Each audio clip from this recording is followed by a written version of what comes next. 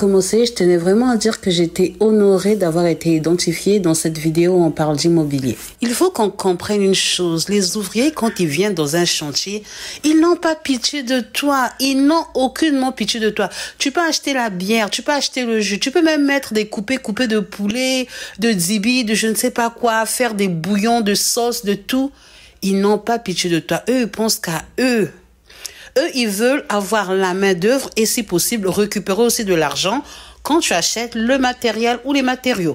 Donc, ils vont toujours te taxer des choses à racheter. Dans le cas de l'investisseur africain, je suis quand même étonnée de voir que lui, il s'est fait avoir. J'ai regardé tant de vidéos avant d'aller à Brazza pour faire mes travaux. J'ai regardé tellement de choses, j'ai entendu tellement de choses et dans ma vie personnelle, j'ai vécu tellement de déceptions avec des ouvriers en qui j'avais confiance, des ouvriers en qui j'avais cru que je me disais que je n'allais jamais plus me faire avoir. J'ai tenu à acheter les choses moi-même. Là, vous voyez, par exemple, je suis en train d'aller acheter les carreaux, je suis en train de choisir et je suis en train de payer.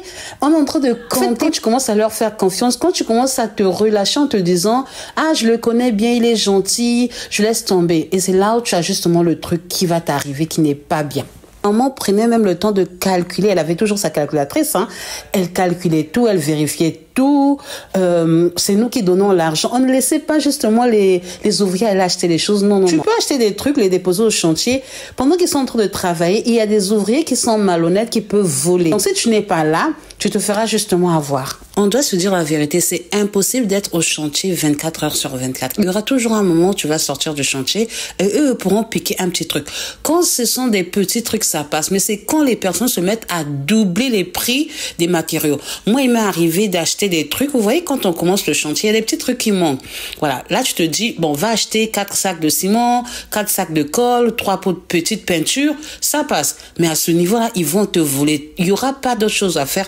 Ils vont te voler parce que tu n'iras pas acheter toutes les petites briques qui manquent, toutes les petites pointes qui manquent. Au bout d'un moment, ils vont finir par t'avoir. Mais au moins, ça sera à petite dose, à petite dose. Pour l'investisseur africain, l'erreur a été justement de faire confiance à cet ouvrier qu'il connaissait par l'intermédiaire de ses amis, de lui donner de l'argent pour acheter des matériaux et en plus de lui donner une avance pour payer les travailleurs.